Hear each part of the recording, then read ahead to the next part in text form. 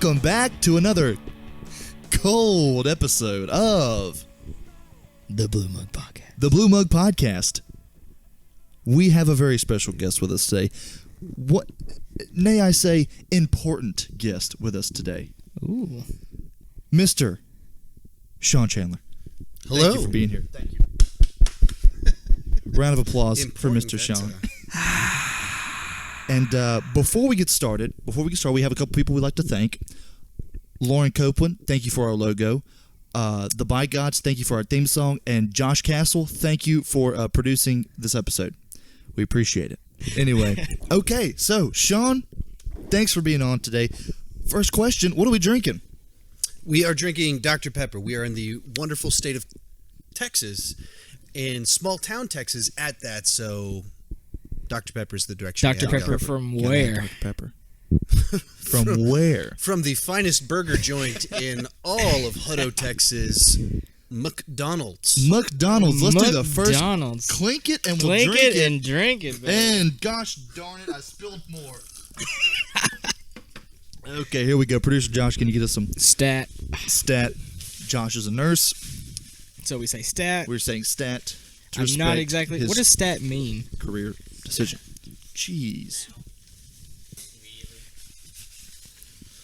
Now or I immediately. feel like that's an acronym for something, though. Stat. Whatever, it doesn't matter. S-T-A-T. Stat. So, can you do it now? Wait, that didn't go with any of the letters. I was gonna do the letters, and I was like, nah, it's too much. Okay, well, besides talking about Stat and Josh, let's get to our guest, Sean Chandler. Sean, thank you for coming on. I really appreciate it. Sean, tell us a little about yourself. So I'm a paint delivery driver and married and have 2 kids, and one coming very soon, very pregnant wife. Awesome. Hopefully not during the show. Hopefully not going to get a phone call or text like, urgent. If we do, we're going to the delivery Because room. there's no cell So that's- reception in here. Yes. But that would be very... You should have cell reception. Yeah. That would be very exciting, though, for you guys. That'd be like the best episode Oh, ever. yeah. Like, That would. Baby went into born labor, on Blue followed Mug baby. Podcast. Yeah. And I have a YouTube channel, so There it is. Which the is YouTube channel. how we know about you. Yes. that's, I guess, how I was discovered. And I'm not gonna lie to you. I'm nervous right now. Connor is fangirling hard. I've been fangirling. We were on the way over here. I got nervous. I was like, is he gonna be real? Are we getting catfished? I don't know. Like, who knows what's gonna happen? We did discuss the catfishing. We discussed getting catfished, and thankfully we're not, because he's No. here and we're here and He we're is a recording a person. podcast. And it's so funny. We were talking about earlier, like, you watch somebody Yeah. on TV or you see them on YouTube, and then you meet them and you're like, you're not just a screen. Like, I can actually touch you. That's I'm not true. gonna touch you, but On the you shoulder. can. Yeah, I can. You can- on the shoulder. on the yeah. shoulder. You can pat my head, too. Yeah, I can pat you on the head. Only acceptable motions. Yes. So I mean, I'm fangirling. I'm nervous. I don't know what I'm gonna do. I don't know what to do with my hands. Think of me as a paint delivery driver, and I'm way less interesting. But you're not, though. I mean, you're Sean Chandler. You're Sean Chandler from Sean Chandler Talks About. Link in the description. We actually have to put the link. We do have to put the link in the Because description. the last video we did, you're like, oh, cut here, and then we did nothing. Yeah, I'm really bad about that. I'll edit these videos. You watch it, you know this. We say, all right, we're gonna cut here, and then And then you watch the video, and it's like, cut here, and you're like, nothing happened. yeah, cut here, and then I'll probably say we're gonna cut there and add a video, and then it's gonna be good. Yeah. Yeah, no. So, We're getting better about that. but you have just crossed a major milestone with your YouTube channel. I have, yeah. You have. A few of them. And about to hit another one, I guess. Really? Yes. Why are you talking about 50,000? Yeah, I'm talking about 50,000. So, yeah, I guess around July 1st hit 50,000 subscribers. And then And it's up to 61? about to hit 58. So you're a little bit Oh, ahead. But, dang. so I thought I that's, saw 60 earlier, but I like your number more than my Yeah. number. So We'll I see, wish yeah, we could see. go with your number, but yeah, let's go with your number. by the end of the podcast, we're going to hit 61. But so yeah, that was very exciting because I hit 2 years in the middle of July, so I was really hoping could I hit that 50,000 before my 2-year anniversary, and it happened. So pretty exciting. Awesome. Cool. That's cool. Yeah, it's big. It's big time. So your whole channel is about movie reviews and ranking movies. Me and Caleb have a disagreement. Okay, gotcha. Okay. Multiple disagreements. Multiple disagreements. But this one, but this is a pretty big the one. most grievous of disagreements. I don't like Avengers Infinity War. Oh, wait a minute. Whoa. I That don't took a like weird it. turn. That was... I don't like it. I think it's overrated. Caleb and Josh, producer Josh, we all went and watched it. And I didn't like it. To be fair, I want to interject here. To be fair, me and Josh actually watched it. I watched it too. After about 30 minutes, Connor was asleep. That will affect the viewing experience. But have you ever been in a movie and you fall asleep because it's just so unentertaining? Okay, let's say I'm having a hard time perceiving that the issue is the movie and not maybe your physical and mental state as you went into the movie. Dang. Sean, we So- have you on our show and you call me dumb. All right, we're Well, out of no, here. I'm saying- we're turning the cameras off. no, he's saying you weren't. Yeah. You were tired. Yes, we might have discussed this Not in the earlier. right mindset. And it might have been brought to my attention that you went to go see the movie after 11 o'clock at night. We did. Which for me, that's like 6 in the morning. For like, it's Yeah. late for me. Yeah. So if I were to do that, I mean, I would have hated the movie too. It's like, oh, this is a real snooze fest because I would be tired. Yeah, you could let's say that you could say let's that say I that was- Infinity Wars is a 10-star. What movie? Infinity Wars. Oh, okay. I know. I said it weird. let's say it's 10 out of 10. Okay. You slept for about 7 out of 10. So it's a 3 for you. But I still don't. I didn't sleep through the majority of it. What's your criticism? My criticism is I just don't think it's. I think that there was too much into one movie. That's why there's another movie coming. Exactly. They could have made 4 movies. You've already made 30 movies. Just spread these out more. That'll be 12 hours. Dude, we have already invested time into this cinematic universe. Why not spend a little more time in Asgard or the Black Panther land?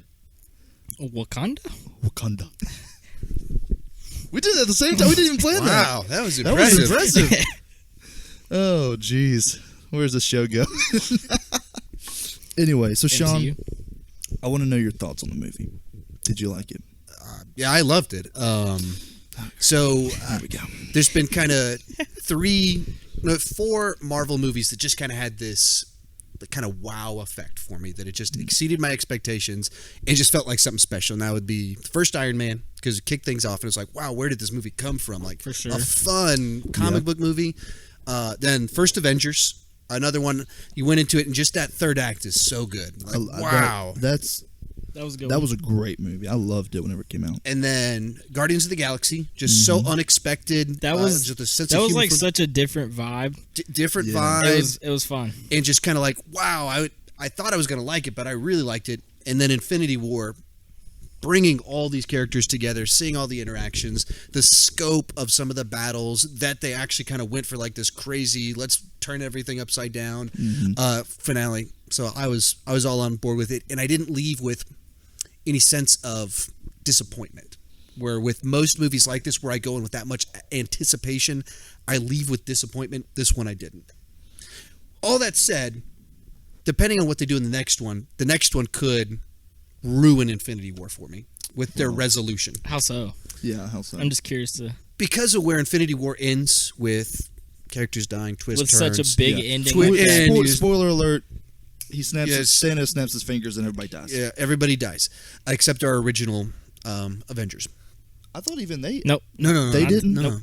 You were asleep for that. See, so- that's when you say things like that. That's where I go, ooh, you're real. That's a big plot point to miss. I thought it was all of the original Avengers so survived. Hulk, Thor, Cap, Iron Man, Yes. Scarlett Johansson. God, yes. And then Rocket Raccoon is around still too, Yes, he is. Why is he still around? Because he's an animal. because only half the people died. Oh, and he's an animal.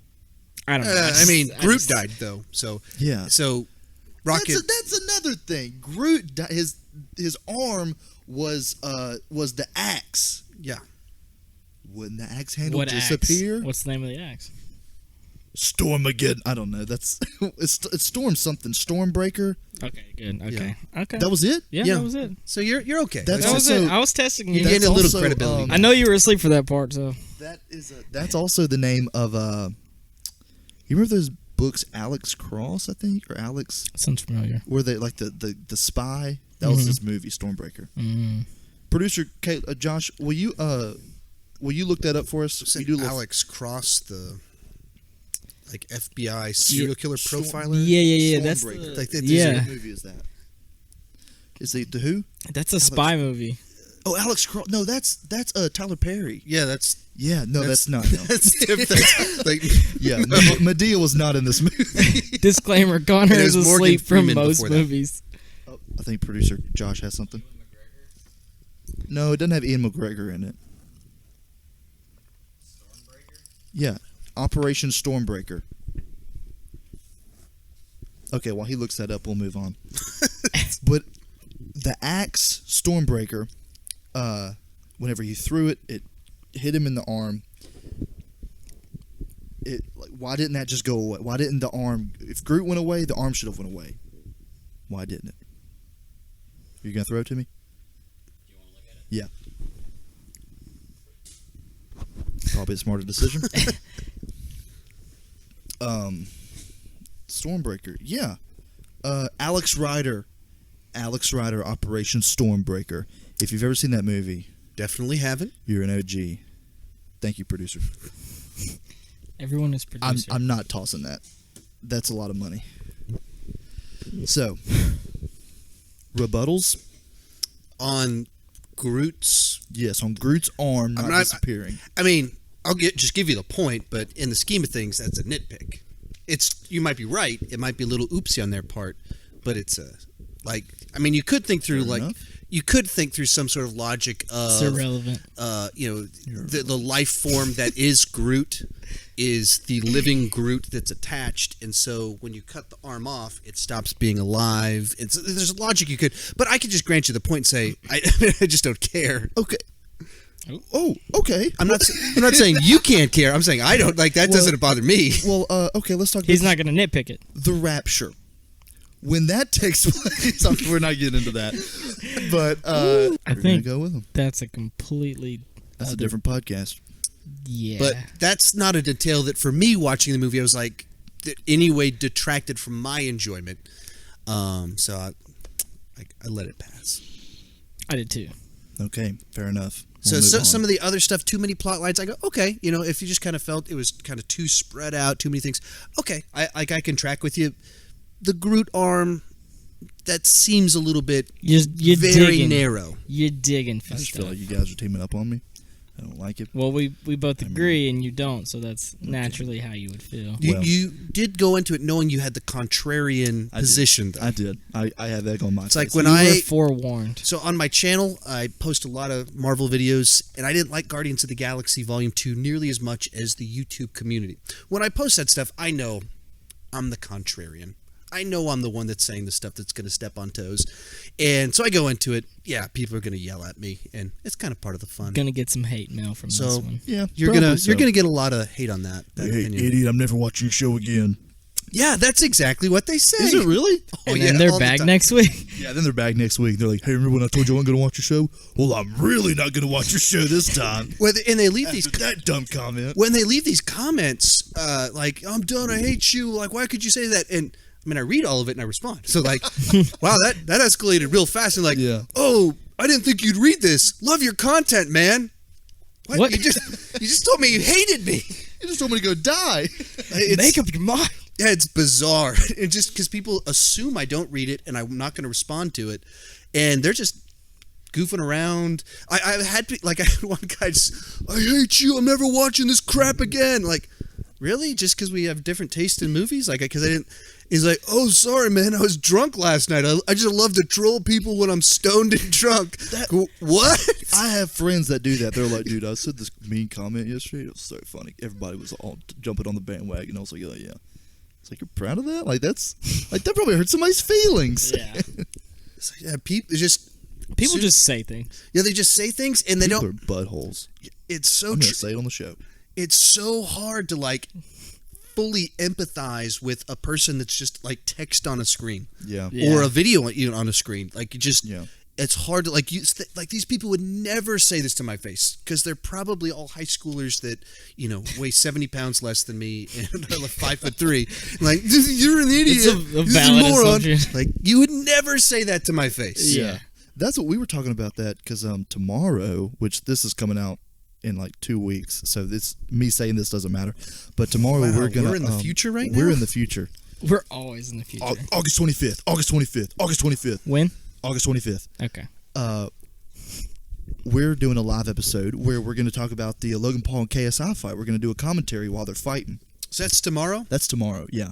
So this is the past for I might you. have to get that But one. this is tomorrow. It's like It's like watching the train wreck. Yeah, like just watching with. 11:30 to 5. Honestly, if we were close, yeah, it's gonna be a I'm long. not going to watch all that. We're not either. I think You guys are committed. Yeah, we thought it was only gonna be like an hour or 2 hours long because we thought it was just gonna be Jake Paul and Logan Paul and then KSI and Deji. I think that's his name. Yeah, Deji, which is KSI's brother. Yeah, it's KSI's brother. So I thought It's like older brothers versus younger brothers. yeah. So And then another fight with a couple randoms. well, we didn't But know we that. don't even know. We didn't know there was like a couple random fights. So we're watching this thing talking about like the schedule and how everything's gonna be laid out.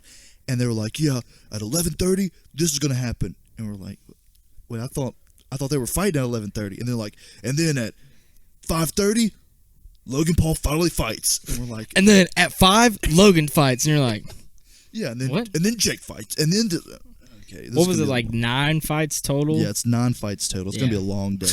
But tune in the past. Disclaimer, you can't actually see any of the fights. Yeah, you can't see any of the fights. Because if we post any footage of the fights, We get taken down. we get it taken down. But it's still gonna be fun. So you're going to watch us watch the fights. Yeah, it's gonna Which be. is It's gonna everyone's be a good time. biggest dream Yeah. of watching someone else do something that you will never do. Have you ever thought about doing that? About doing like a like watching a video and like watching a movie and commentating on it?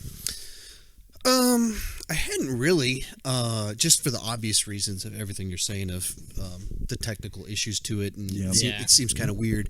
One of my good buddies on YouTube, Cody Leach, did one a week or two ago, and he's more in the horror community. He's pretty big in the horror community, and they watched like Child's Play 2. I mean, something kind of random, but in the horror community, I mean, tons of people watched along with him, asking questions. And of like all the videos he's done, this is the video he probably made the most money on too, just because of some of the YouTube metrics, and you can do super chats and stuff. And so he said this, I was like, I mean, I never thought about doing that, but you're Yeah. making it sound really appealing. But because YouTube's you never know which, like when they can interact with you and they can actually you'll answer their question and stuff, and it turns into this community activity and everything.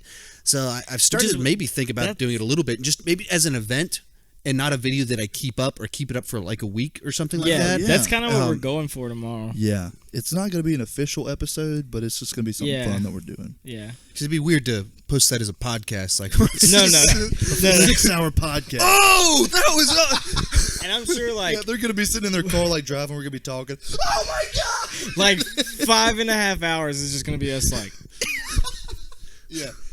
And he threw another punch. He threw one more punch. oh! That was loud. We have multiple channels now because we are fancy.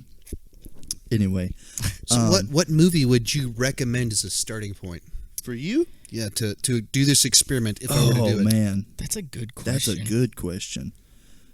Given Alex Rider, Operation Stormbreaker. well, maybe tonight what we should do is Infinity War, and then you can try and explain yourself.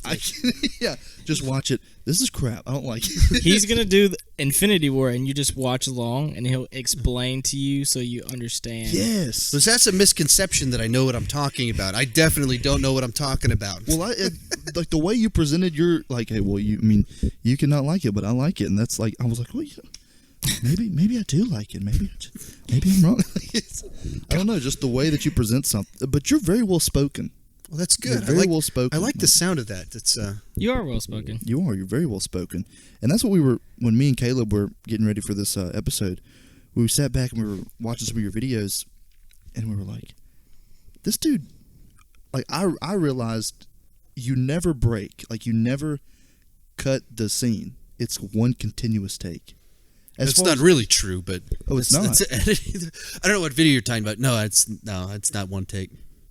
I just do a darn good job. Yeah, 'cause it's impressive. Venom. You think we should do Venom? Okay. I'm down for that. Well, then we're just going to bring all this equipment into the theater. Excuse me, can we rent out one theater for Venom? We're with the press. Yeah. Hey, can you get us on that list? We need to get on. Yes. Next year. Yeah, next year. I can only take one guest with me to screening. Sorry. And it's probably his Caleb. wife.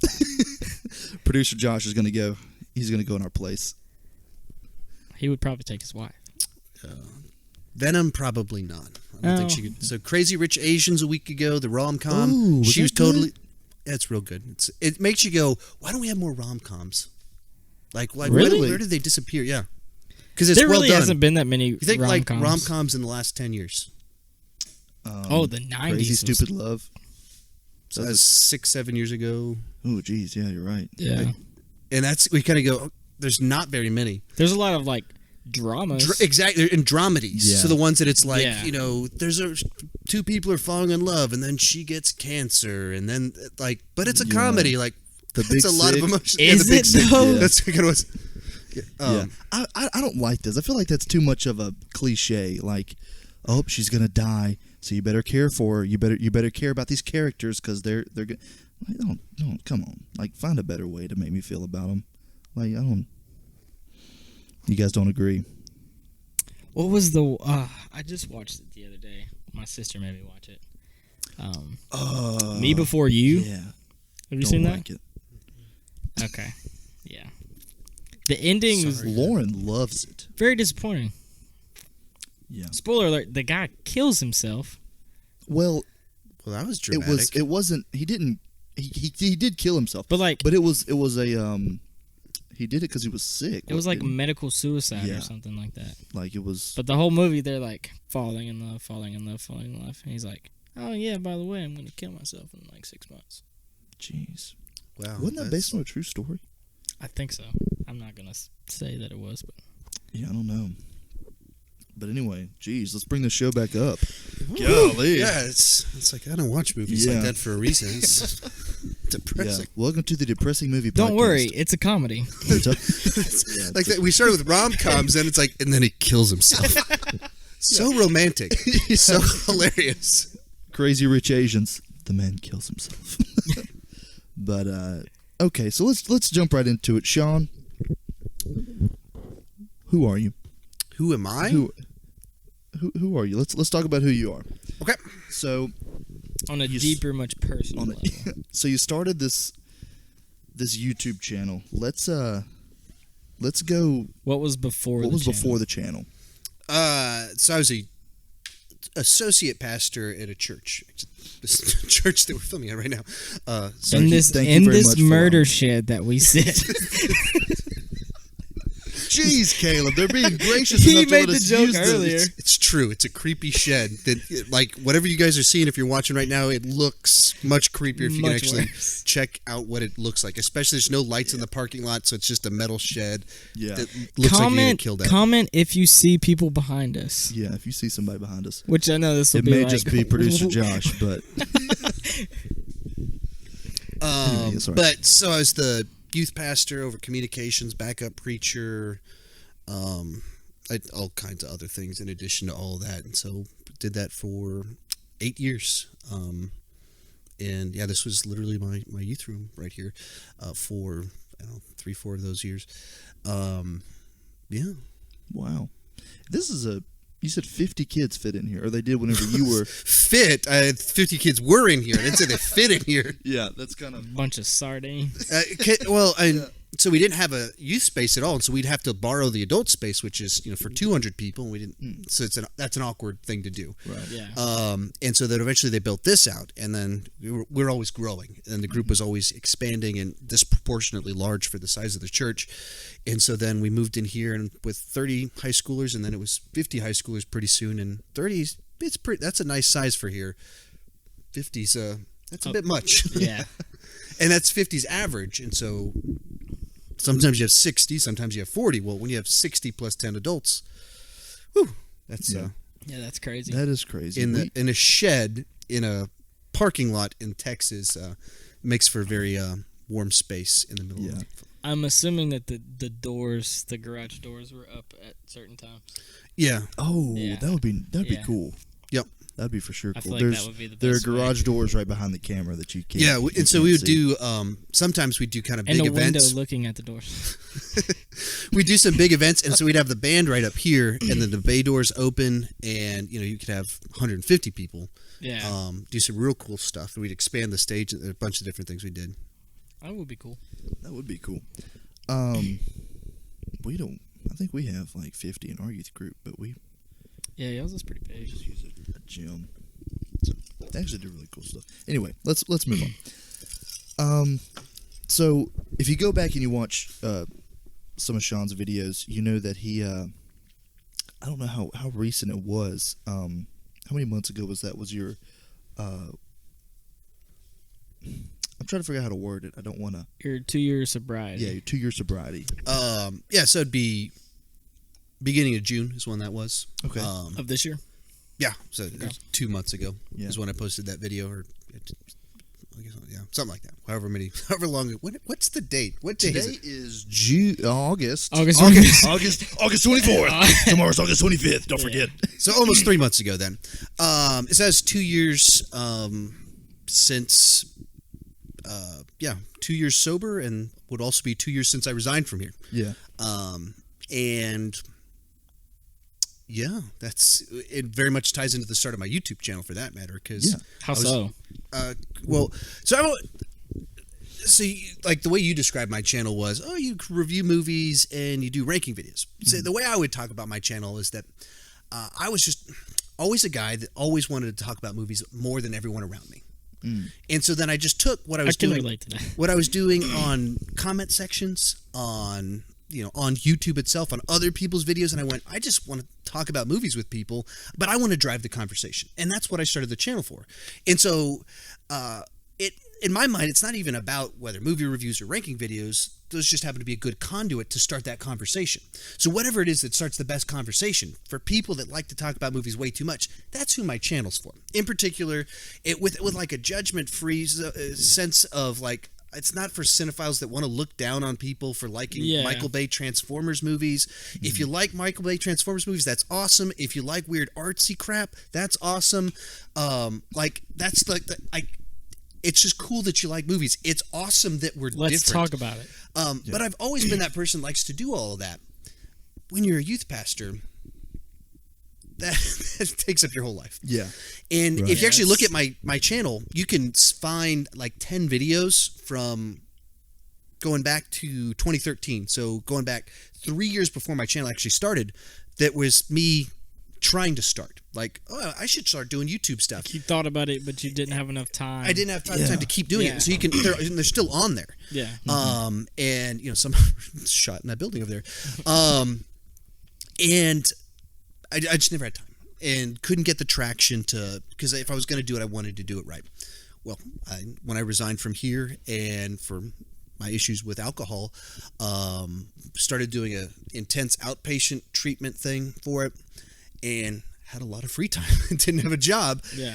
And my wife and I went to go see Ghostbusters, and it didn't even have a strong opinion about it. It was like, this isn't as bad as people are saying, but no, it's not as good as the original. It's just... But you wanted to tell someone about it. I just wanted to talk about it, and Yeah. I was like, hey, I have to get that YouTube channel I haven't done anything with in 6 months or a year, whatever it was. And so I just posted a review of it, and I was like, that was kind of fun. Might as well put another one up. So then I put one up for like Independence Day Resurgence or whatever that was thing a was fun called. None of my early ones are particularly fun to watch. It's like me on like half energy level. And then Jeff Goldblum comes out and it's just kind of like saying things that are true. Kind of weird. Yeah, I guess it was nice to see him again, but I missed. It's just I watch him now. I'm like, it's weird because it's me, but I don't know why I'm talking like that. And that's the thing with your videos now, is you're real energetic, you're well spoken. It's very, very. It's like they have a certain energy to them. Yeah, they have. I would very much compare you to Chris Stuckman or Jeremy Johns, like two of the biggest review channels. I would. Well, I like your thinking then. That's yeah. Well, that's. I mean, but anyway, continue. I'm sorry. I got you got me thinking about myself now. Yeah. Oh man. But so anyway, I just started, and then I posted a ranking video of the Star Trek movies when Star Trek Beyond came out, and it's like the first time I ever got like 1,000 views in a weekend or something. I was like, whoa, people are actually watching this. This is amazing. I've made it. And yeah, then my next video had like 10 views. And so it kind of lost some of the momentum on. But it's kind of that, maybe this is going somewhere. And I'd spent years doing blogging stuff, and you know, it took me years to get my first blog that ever got read 1,000 times. And then I was like, this YouTube thing, when I talk, people actually listen, and it's not nearly as draining as writing. So yeah, writing takes a lot. It takes a lot out of you to try, because you're trying to get the perfect sentence, and then talking. You know, why am I well spoken? Well, I mean, I was a preacher for over 10 years. Yeah, I'm sure that helps. And so you do public speaking, and to high schoolers, which means you get used to. It's super casual. And super casual, but at the same time, you have to fight for their attention. Yeah. You have to be able to say something clear, concisely, quickly, and entertaining. Well, you do that for 10 years with trying to keep middle schoolers' attention. YouTube's not so bad. It's a nice, easy transition. Yeah. Well, if you can transition to doing video, because talking to a camera is very different from live speaking, and it messes people up. Like people that, having done video announcements with people for church stuff, they come in and it'll take them an hour to record a 30-second spot because it just messes with people's heads. Yeah, it's like, where do I look? Yeah, it's like looking at that camera. Yeah, we haven't had the best luck with our camera work. Yeah, we haven't. I'm not talking about you, Josh. Producer Josh, he's talking about you. He told me. No, but yeah, I can attest to that, because we the other day I was like, you know what, I'm gonna try vlogging. I'm gonna try to do a vlog. And it's awkward. It is, dude. I pulled out my phone. I was like, okay, I'm just gonna record myself. And I was like, hey, well, I'm not doing this. Like I said, hey, and I was like, not doing it anymore. It is weird. You have to rewire your brain to get used to it. Yeah. So that's like I talk about in my early videos where like I watch it and it just feels really low energy, especially compared to now. It's very low energy. But even I watch it and I think of how low energy it was compared to what I was like on a stage. Because on stage, it's very much my presenter persona, which talks much higher even right now. Like I'm going into it right now for whatever reason. Like I'm talking at a higher registry much faster than I was 3 minutes ago. That's what I told those Caleb and Josh. When we first met you an hour or so ago, we expect that like high energy, like. And you were like, hey. Like, hey, how are you guys? And you're like, and I was like, whoa, that's not how he acts in the videos. Yeah, no, and I'm highly introverted. You guys must be highly relational because I'm not acting introverted around you guys. But yeah, like, so I'm normally like shy, kind of talk slowly, and a lot of people, I've always given off the impression to people that I don't like them because they saw me on stage or they see me in a video and they're just high energy, talking about everything. If we just like strictly off your channel, I would never assume that. Yeah, never would I assume that. Right. And that's for years as a youth pastor, people would be like, you wouldn't be the same off stage. Like, yeah, because it's just my brain works different. Yeah, it's when I'm presenting things, I'm presenting it as a performance of sorts, and it's not that like I'm acting, but my brain literally. Like right now, I'm not intentionally talking faster and higher pitch than I was a few minutes ago. You're just my brain just clicks into a different mode. Yeah. It's weird. It's fine with me. It's fine with me. Yeah. It's like we're in a video. It's like we're in a Sean Chandler Talks video. We technically are. Oh man. I just don't own it. You guys own this one, so but yeah. I mean, Sean Chandler is talking, and we are videoing it. We are talking. That's another thing Sean Chandler talks about. Yeah. Did you leave that intentionally open to just Sean Chandler talks about movies, books, video games? I don't know. I've actually recently been doing a kind of behind the scenes YouTube thing, a training course, like intensive, 8 weeks, 10 hours of homework every week, diving into analytics. And the first 2-3 weeks is kind of figuring out your brand and what is your channel about. So all that stuff I said about, my channel's like, I wanted to talk about movies too much, and my channel's for people who like to talk about movies too much. That language I'm using came out of this course that I was doing. I didn't use that language 2 months ago. I started in the last 6 weeks, and you can hear it in my videos a lot. But so I'm doing this course and trying to figure out like what's the best way to market my channel. So I've been thinking about the name of it for a while. Like, if I were to start my channel today, I definitely would not pick that name. What name would you pick? Yeah, I'd probably just do my name. Sean And Chandler. so I'm slowly even adjusting it. So like I've in the last couple weeks started doing a new intro on my videos, and I just changed it to Sean Chandler Talks About Movies. But sometimes I still talk about TV a little bit. And even to like what I want my channel to be around. Well, anyone that likes to talk about movies too much, my channel's a place for you. Well, Sean Chandler Talks About is very exclusive language. Sean Chandler talks about it, not we talk about it. So pretty much everything about the name of it doesn't fit with what I'm actually trying to do with my channel. So good job on that one, me. Well, you But I think if somebody watches a video, they know. Oh yeah, it's very inclusive. Yeah. It's not just about you. Yeah. For sure. Yeah, that's why I haven't, especially far enough into this adventure and as many subs as I have. I don't think I'm going to drop it, but anytime soon. But everything else I think gives off the right vibe of what I want it to be. Yeah. It's weird to think that like little things like that will like affect. Oh yeah. How you're perceived and. Yeah, like how you look at the world and how you look at. Well, that's kind of with this course I'm doing. It just dives so much into detail on everything, and you just don't even. You're trying to think about if you want someone to become a subscriber, you want to make that great first impression that sends the right message. So someone shows up, and I started using this language 2 weeks ago. This is a place for people that like to talk about movies too much, and as soon as I started using that language, people started going, "That's me. That's what I'm like," and commenting that. And it's like all I did was articulate what my channel has always been. And now they feel like they belong. And now they feel like they belong just because it's articulated properly. Yeah. And it's like, wow, that is so powerful. And that's where kind of like these little things can be so powerful, and having a story to it. Because he's saying even this general story of like, I was that guy that was talking about movies way too much, commenting on everyone else's videos. I just started this. I've heard that a lot on like different channels. And I'm not sure if it's all from the course or everybody's taking the same course, but but I've heard that from like different channels. Like everybody's like, "I was this guy. This is why I'm starting this." Well, it's because it's relatable, and it makes you feel like one. Like when you think about, a lot of the people that are big in the movie space, moved to LA. They wanted to be a journalist. They wanted to be an actor. Wanted to direct movies. They went to film school.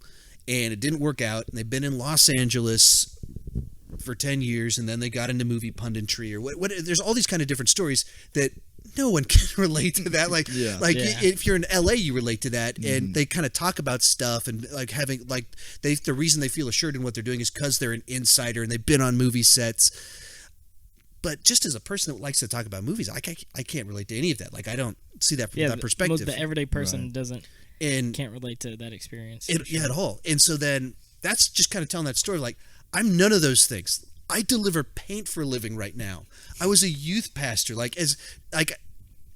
walked today after I got off work to school to pick up my son from the first grade and then walked him back home, and I had to pick up my car from the shop. Very normal type things. Yeah. I'm just like, that's kind of you're Sean Chandler. That's what's funny to me when you're like, well, it's weird because I see on his screen, it's like, I'm Sean Chandler. Totally normal. Yeah. I literally have a blue collar for my job. A literal blue collar job. And that's what I like so much about your channel, about your story. It is a success story. It's a success story. It seems that way at the moment. you went to Bible college. You became a pastor. Life hit you. You struggle with alcoholism. Now you're succeeding on YouTube with over 50,000 subscribers. Like, that's awesome. And I kind of want to dive into your struggle with alcoholism, if that's okay. How all did that? For people that think I'm being rude on my phone, I've got my notes here. I don't want anybody to think that I'm being rude, always looking at my phone. I know. I was like, wow, this guy's just checking Twitter over there. He's on Instagram. I'm like, yeah, that's cool. Yeah, okay, yep. All right. But no, like, can you just kind of walk us through that story, that point in your life. We've got time. Yeah. The fuller version of it is that I grew up with an alcoholic father. And so I grew up in a setting where alcohol was always a very bad thing. And I hadn't seen it in moderation or in a healthy fashion at all. It was just my dad, who was very successful, retired when he was 45, very high up at Dell, and left Dell in the early 90s, in which case if he'd stuck around... what if the situation's about what would my life be like had my dad taken those stock options rather than retiring? And then anyway, there's Dell, the computer company. Yeah, he's pretty high up with. It was the director of procurement. Like, he knew Dell is from around here, right? Yeah, it's from Austin. Are they? It's set.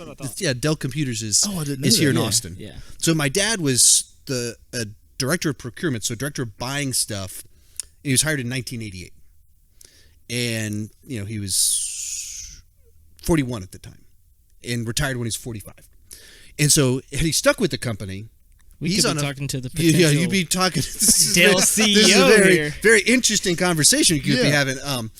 But so he retired, a very smart guy, but as a family man, alcoholic, other issues, all sorts of stuff. So my parents divorced when I was in the 6th grade when they got divorced, and he got remarried and quit drinking for a little while. When I was in high school, a doctor told him, if you don't quit drinking, you're not going to see your son graduate high school.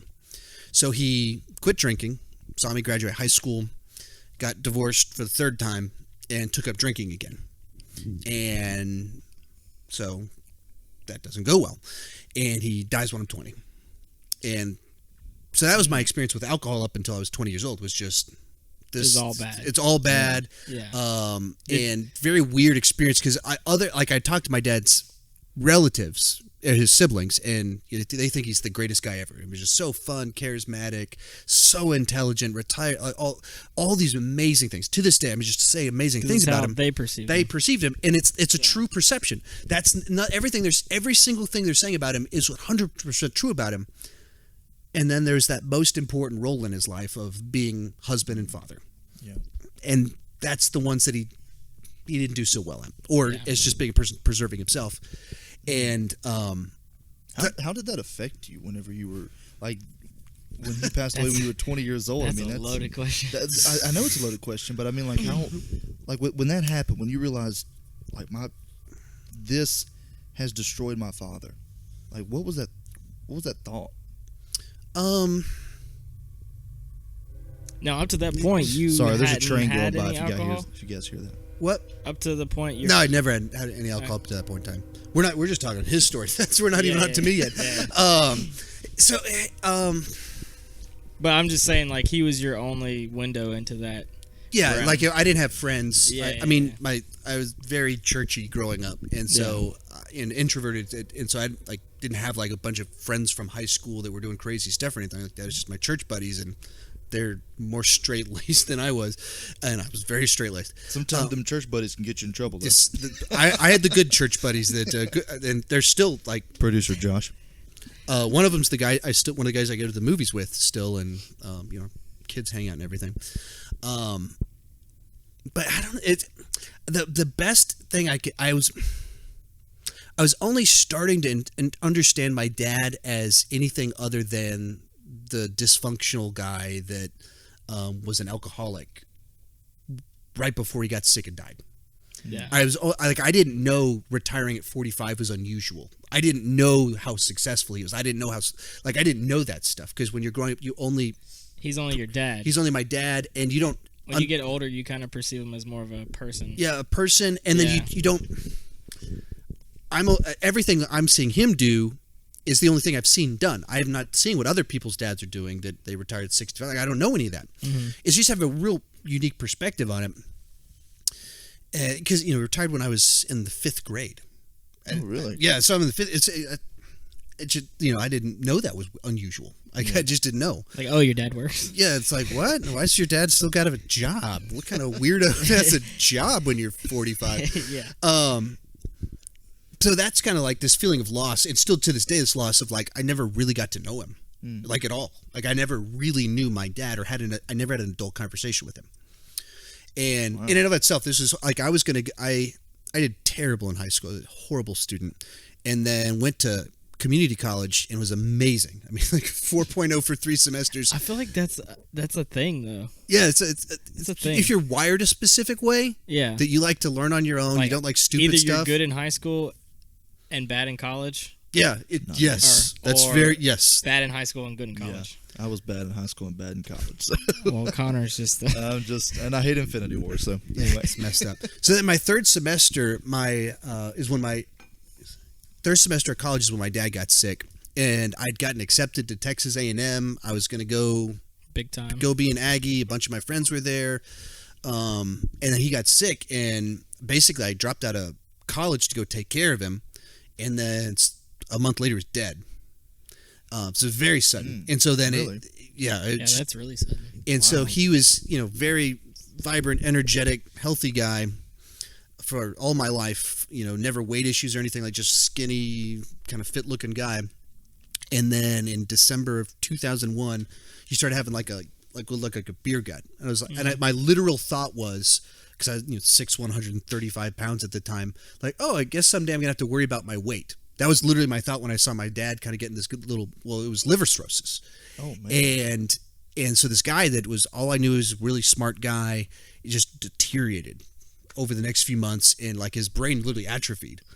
And just horrible memories that I wouldn't even remotely want to share of these little images that you should never have to see a parent in. Yeah. And then we were trying to get him healthy, and so I took him to the hospital because he was like coughing and we're having issues with him. And then they booked him in 11 days later, in May 11th, he died. It's very sudden. And so it was more like this bombshell dropped on my life of resetting everything when all that happened. And so I kind of stopped. There's like 2 years there that I don't really even, I don't know what was which year and what was not, from like 2000 It's kind of a blur. until 2004 or something like that. Just like nonsense of just trying to figure life out again, that's also at the point in time that really started to discover finding community online, was because all my friends were off at college, and then like I'm kind of a mess at home of sorts, and that's when I really got plugged into churchy type stuff and reading lots of books on theology and things like that, and ended up that's kind of what led me into doing ministry, was that period of time in my life. But we're talking about alcohol, which ironically has ties to this point in time as well. So the first time I ever actually drank alcohol, I had I'm trying to not say too many details on this. I had a friend of mine who his brother was in an accident where it wasn't clear whether he'd attempted suicide or not. And they found him hanging at the school, and they caught him in time so he didn't die. Yeah. But they put him in a coma for a week. And on purpose? Yeah, to get everything. I don't know what it was, but how all the medical stuff works. But he was put in a medical-induced coma to get him stable. And the way the day worked out that all this happened was the mother of both of the guys, I guess, couldn't get in contact with my friend, so she got in contact with me. So I had to drive over to the house, and I was the one that told him, and I was kind of with him the whole day. That's rough. And this is I think I was 21 at the time. It's a heavy day. I don't have the skill set. I've never had the skill set to do that. Even when I was a youth pastor, I wasn't good at that sort of thing. But it was a heavy day. So that night, he pulls up to my house and walks up, and my mom had like this shed in the backyard that was massive. It was like 4 times the size of this thing we're in right now. She was on 5 acres. This whole other story. So he pulls up, and we're hanging out in the shed, and he pulls out like a bottle of alcohol. And this guy I know from church, and I had no clue this guy ever drank. He's like, yeah, sometimes I drink. Da, da, da, da. It's like, my brother's in a coma. I'm going to drink. I'd love it if you join me. Well, if there's an excuse to drink, I'm 21 years old. Yeah, it's and like on today of all days. Like, I'm not gonna make an issue out of this. This is the first time I ever really drank alcohol. Of course, sipped a beer before that, but 21 years old, and the key theme is it was a reaction to tragedy, dealing with a hard day, a negative thing, yeah. Drinking, and jump forward a little bit, and my grandma died, and there's a funeral, and there's a get-together with all the family, and a bunch of alcohol at it. So the second time I drank was at this get-together. Someone died, reaction to tragedy, drinking. And then things were fairly regulated. Anything remotely close to alcoholic behavior for kind of years, and just stopped drinking because I was very intentional. Like, well, I know that's not good for me. And then in 1 week before my 1-year wedding anniversary, my apartment was broken into real bad. I mean, just ransacked my wife and I's apartment, and just our the sense of like our home's been violated. So my reaction was to drink. And it was Christmas break, and I was at school. I didn't have a job, so it was just like a week straight of drinking because reaction to tragedy. And then once he had stopped, and we had to go back to school, and so it stopped. Yeah. So jump forward to church world. When you say church world, what do you mean by that? Being on staff at a church. Okay. That's a good question. Yeah. So some of those ones. When I say church world, I mean being on staff at a church, not just attending a church, but being on that immersed in everything that happens, and knowing everything about everyone. Which, when you're a random person at the church, that sounds like, oh, wouldn't it be great to know whoever's doing what, and who's doing who, and, different positions. And when you're in the position to where you care and love every single one of these people, and you know every horrible decision that they're making, and how it's hurting their kids, and how it's hurting their wife or their husband, and you're the one, all these negative things, all the affairs, kids going wild, everything. When you know all of that, it is a burden you really don't like. You have to be wired to carry that, and you have to be wired in a way that you can sit down with someone and they bare their soul to you, and you love and care, that absolutely care about them, and then can go home and turn it off.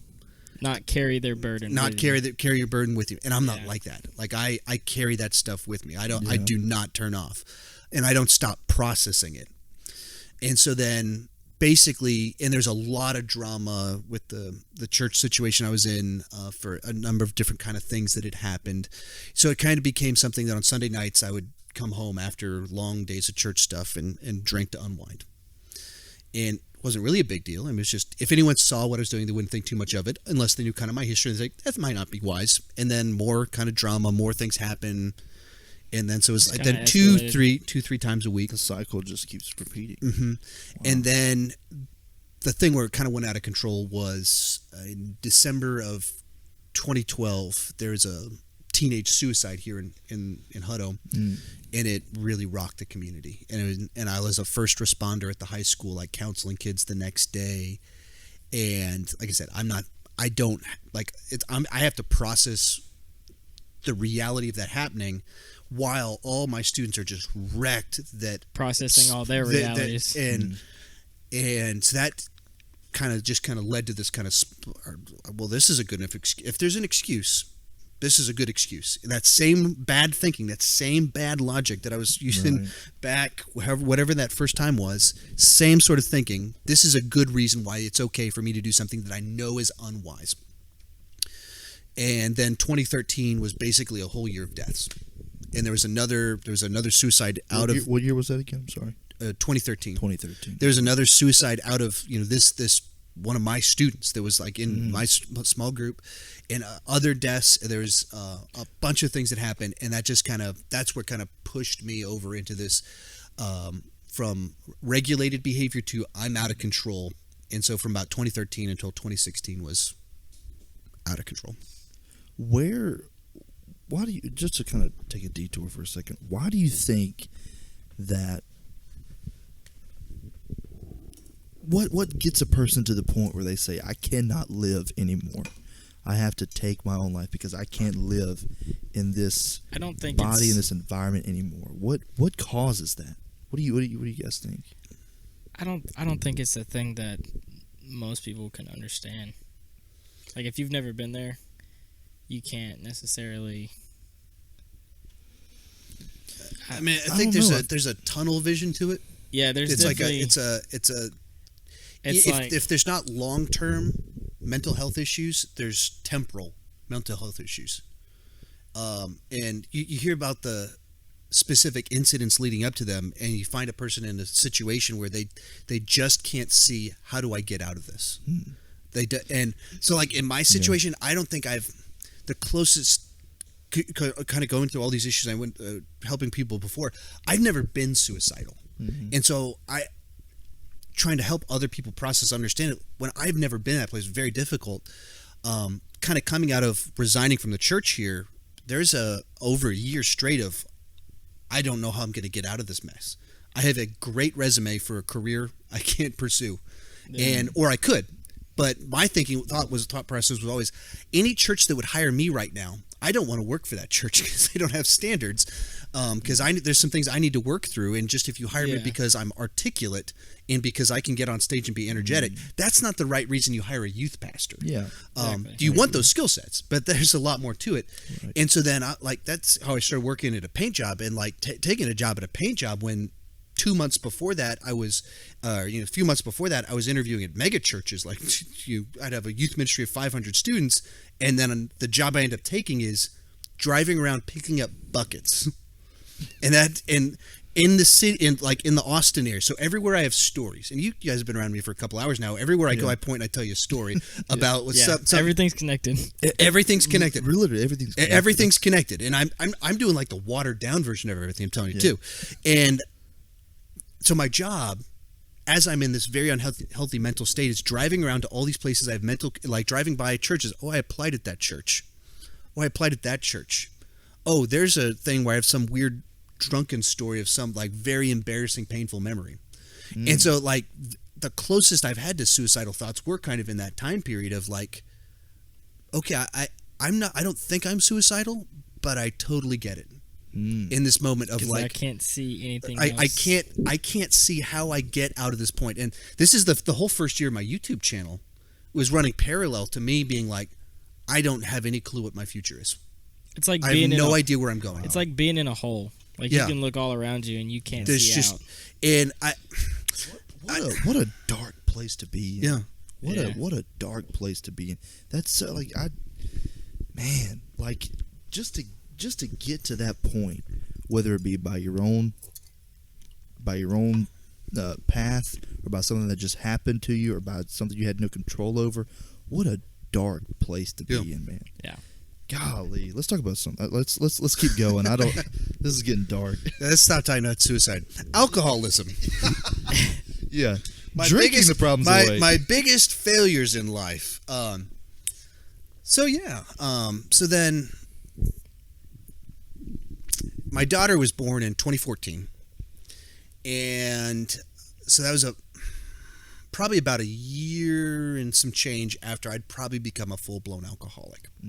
Just by any estimation, the lies, deception, hiding, drinking it such a frequency that there's no way to defend it. Anyone would look at it and go, "Ooh, that's not good." Did people know? No, people only my know wife. about this? Only your wife. And my mother knew some stuff. How I don't want to get you off track, but how did your wife handle this situation? I mean, she's still with you, so she's stuck it out with you. Yeah. Just those examples of grace, forgiveness, all those sorts of things is that she put up with the years of it, of all of it, because it's not like everything suddenly got better when I quit. Because because that's a process too. Yeah, it's because she learns to function as a single parent and as essentially as a single person that lives with me, because she can't rely on me, she can't trust me, can't believe anything I say. And, just years of, no, I'm really quitting.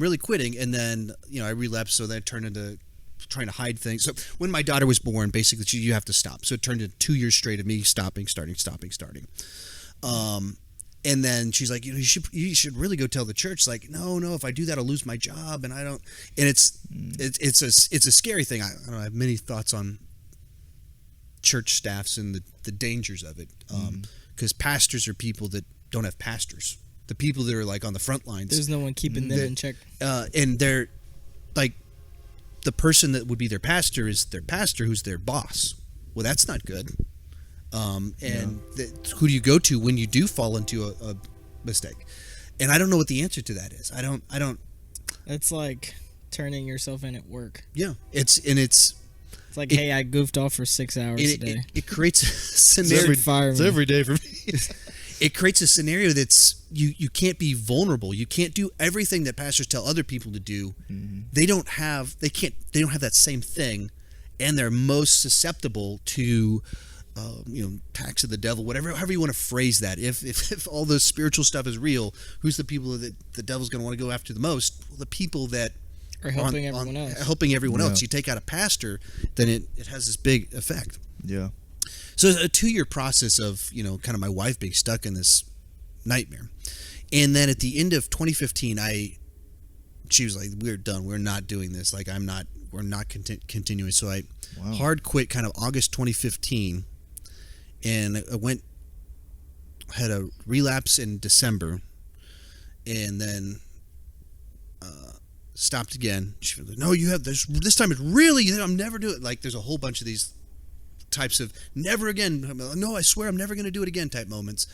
And then around then is when it started. It just started getting very just crazy. Like, if I would relapse, it would just go into crazy mode of just like, if I'm drinking again, I got to do whatever I can. And it just started getting very, all sorts of unhealthy and like crazy. Like, it's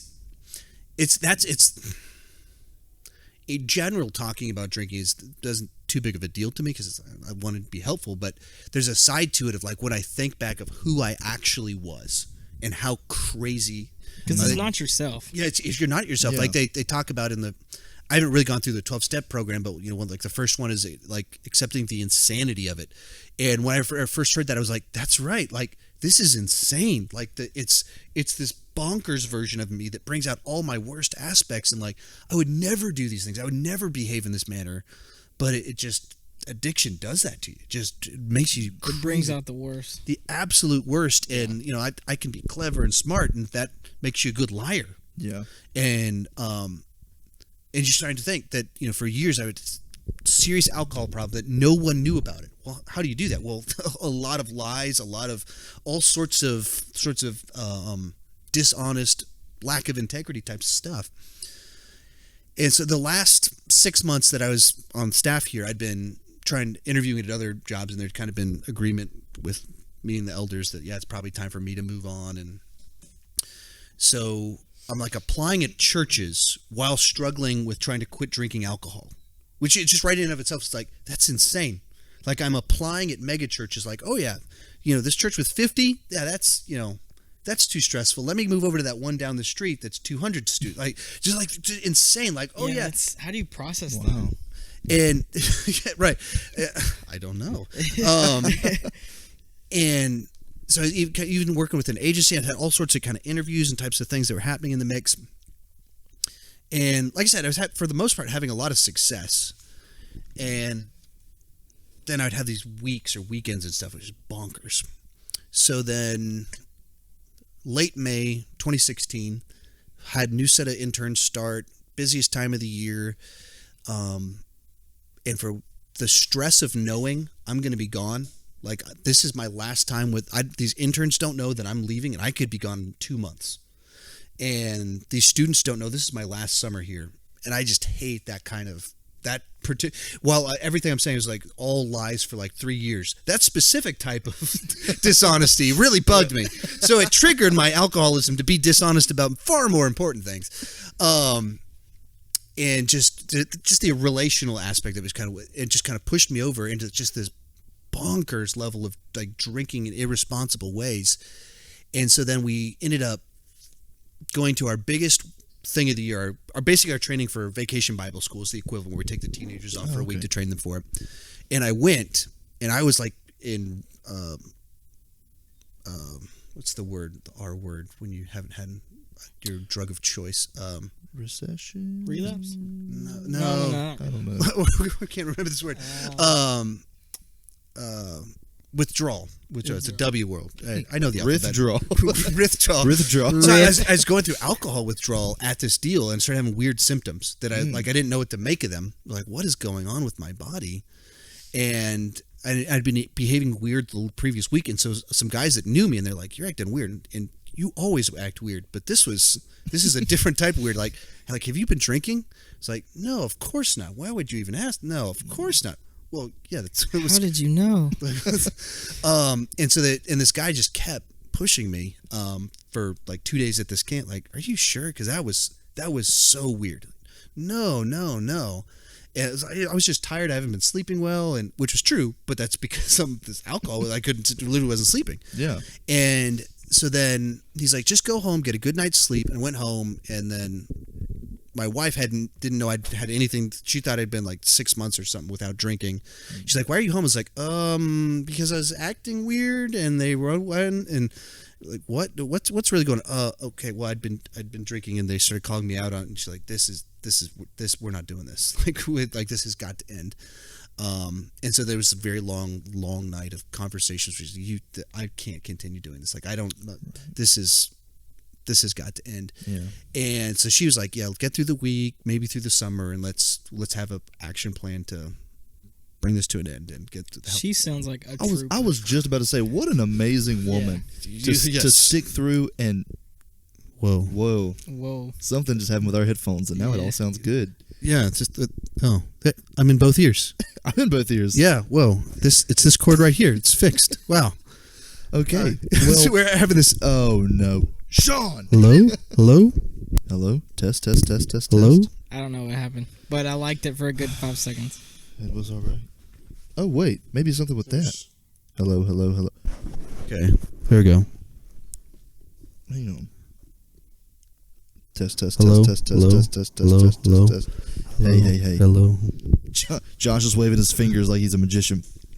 Magic for humans. Producer Josh. Anyway, sorry. But yes, so you're amazing. Yeah, I mean, to stick with you for this, I'd say, even though I'm sure she was. I can't even get a girl to go on a date. Yeah. So it gets much better very shortly. So that night, so she's at the end of the summer. Let's do something about this. So I'm laying there and still having weird symptom stuff. So I just pull out my phone and start Googling symptoms WebMD. and start looking at withdrawal symptoms. And I'm like, here's a timeline, and if you start having these symptoms, you could be dying. Of course, WebMD's everything's WebMD is like a black hole. Well, you're gonna and die. so here's the time frame of how you'll die. And I'm going through it, and I was like, yeah, that's what I'm doing. But alcoholism is the only thing I think you can die from it if you stop. Like if you there's stop two drinking, of them, and one of them is alcohol. Yeah. And a lot of people don't realize it. Like that's cold alcohol turkey. It's bad for you. It's extraordinarily dangerous. Wow. Isn't that crazy? Yeah, it is. And so I read this and I go, and it just kind of I thought, like, I literally watched this time frame with my dad. I watched this go down. Wow. Like, how insane is this that I'm like, all these years I was like, always knew, like, I'm on the same, how crazy is this? So you thought about it. Always knew. Yeah. I remember the first moment where I reminded yourself of your dad. Of like alcoholic behavior. And I remember one time, totally normal night, and I had a little, it was Sunday night or whatever, it had a little bit to drink just to ease the tension or whatever. And my wife and I were watching a TV show in our room, and I walked out, and I want to have another drink. I want to make sure she doesn't see, because she probably wouldn't want me to do this. Have a drink, whatever it was, and like looking to make sure she doesn't see. I'm like, wait, this is the start. What am I doing? And I think that was like 2011, 2012, something like that. Or if I had this thought, like, this is it. Like, this is the choice I'm making. Like, I, in the moment, was consciously aware I am making the choice that's going to turn me into an alcoholic, and kept going down that path. And but at the same time, you go, am I just having my brain works. I tie things together. Even the way I talk about movies, it's this big picture story structure, and there's a specific way I think about second guessing. And so it's sort of like, am I overreacting? There's so many steps between what just happened, which is, hey, I'm a grown man at my home, had a long day, I'm amped up on like 4 Red Bulls. And this is depressing, so we'll even out the uppers and the downers. Like, hey, it's just simple biology, and just all these reasons to explain why it's okay. But I remember that moment when it happened. So back to the night, night 2016, and I read the article, and I went, no, I'm not. This has to end right now. So it's like 4 a.m. at this point in time. I wake my wife up and literally say, "Hey, like I'm pulling the Band-Aid off, whatever phrase you want to use. I'm just pulling the plug on this whole deal right now." And called my mom and like, "Hey, we're bringing our kids over.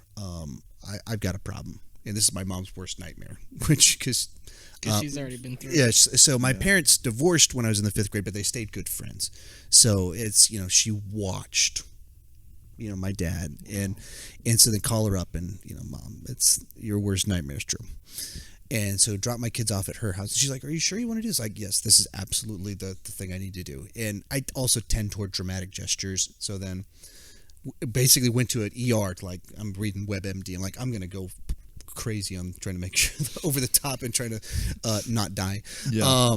And then at like 7 a.m, called the guy that was like, "Hey man, have you been drinking?" Called him up like, "Hey, remember that time I told you I hadn't been drinking?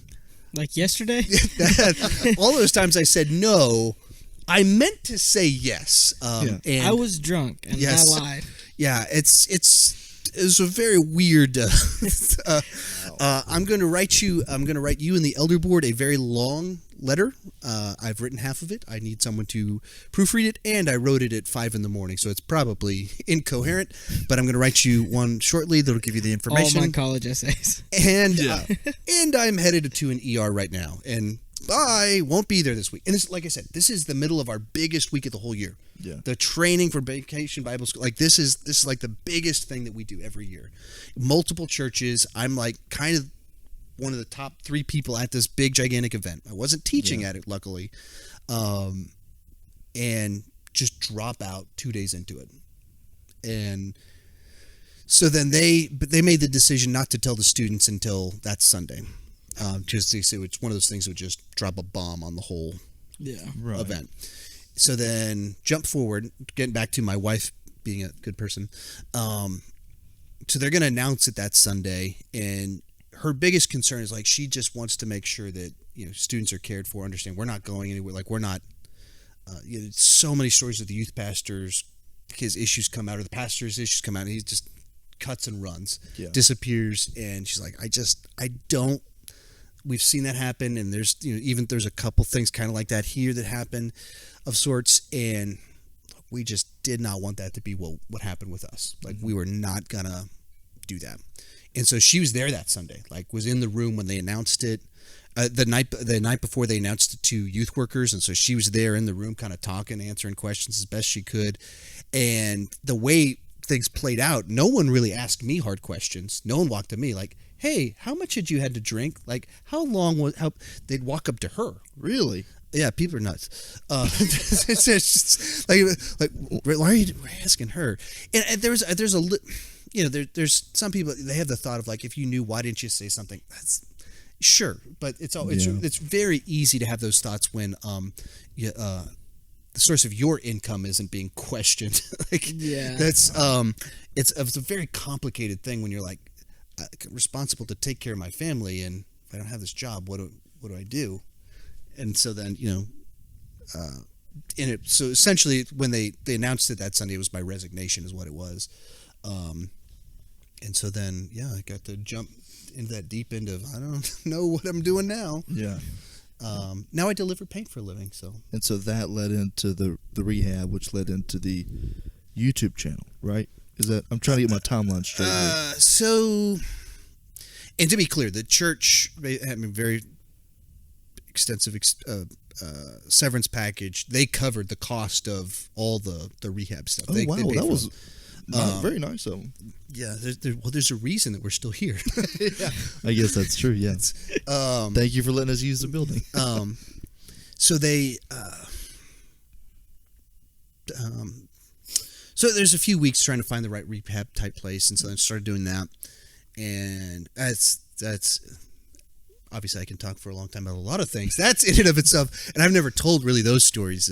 I guess you're not supposed to tell rehab stories. And then there's this person on heroin, and this guy's on crystal meth, and because you're not supposed to tell that stuff. But man, that was once again like going from church world meeting with youth pastors to all these just insane stories of like, that's like hey, I don't polar feel, opposite. Wow. I don't feel so bad about myself, but at the same time, it's like the reason. That context under which they did that was, they were bad friends, and that's how it ended up happening for me. It was just like, no, I just knew better and just did it anyway. While being a youth pastor, like there's no good story of being a severe addict. Yeah. But so, yeah, I mean, it all kind of happened around the same time.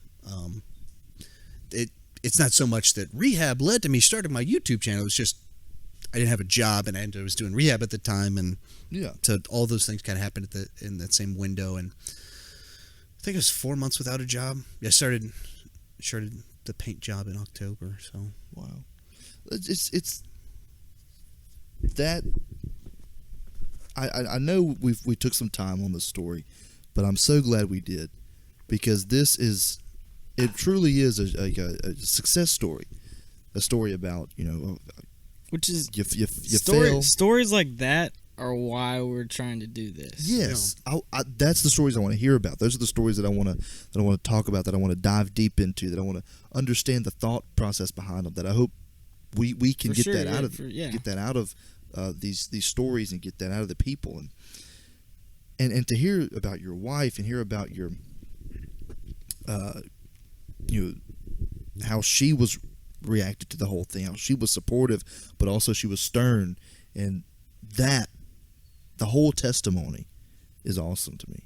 yeah, And that's It's real. it is. It's real, and that's kind of why I kind of intentionally try and share, because there's so many stories of, I had a struggle at my church and my church kicked me out. Yeah, There's so many people that tell that story, and that story happens all the time, but it's not the only story that happens.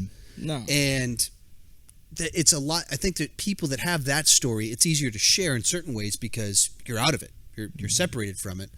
My story is very difficult to tell. Like I had to be very intentional what I share, because I'm talking about other people, and I want to do everything in my that power. are still in your life. Yeah, they're all still in my life, and want to be very intentional about not saying anything bad about any of them. yeah, And that's tricky, because when you do life with people, there's a lot of mistakes that happen. yeah. I made a lot of those mistakes. But that also speaks highly of them, that they knew you through this process. They knew you when you were struggling with alcoholism, and they still stuck with you. They still said, you know what, I know you're going through something, but I'm going to be here with you while you're going through it. That's awesome to me. I feel like that's rare these days too. I feel like it is too. And I maybe correct us if we're wrong, but that's just what we see. Maybe that's just our friends.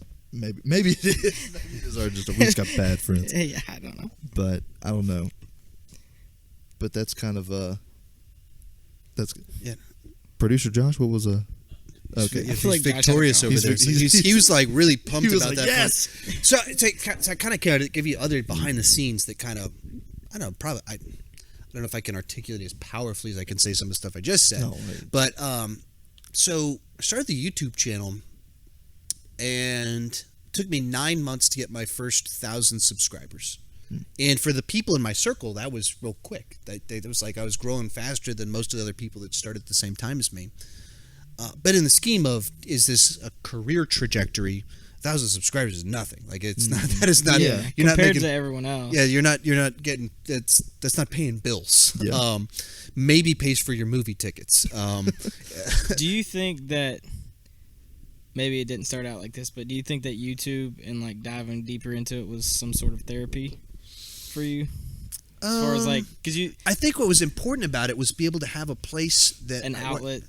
that wasn't defined by my failures. Hmm. Where I like that. there's a lot of great things about the fact that my wife and I stayed here, and there's a lot of things that were extraordinarily difficult staying here because there's Everywhere's a reminder. everywhere's a reminder of a failure for me. Yeah. And for other people, they could move kind of past the past much easier than I could, because there are people like had to relearn how to talk with me, because it went from I'm the person that has all the information about everything going on to How you doing? how are you doing? Yeah. I'm so proud of you for what you've accomplished and with what you're coming forward, and just so. And then likewise, having a job where it's like I drive around and I pick things up. I pick things up for a living. Very hard point in time in life. And so everything was kind of a reminder of how did I get here? How did I fail so bad to get to this point in time? And so then YouTube, I'm just doing something I enjoy. And no one on there knows anything about Sean Chandler other than he's well spoken and likes Marvel movies and likes to put things in numbers lists. That's all they need to know. Yeah.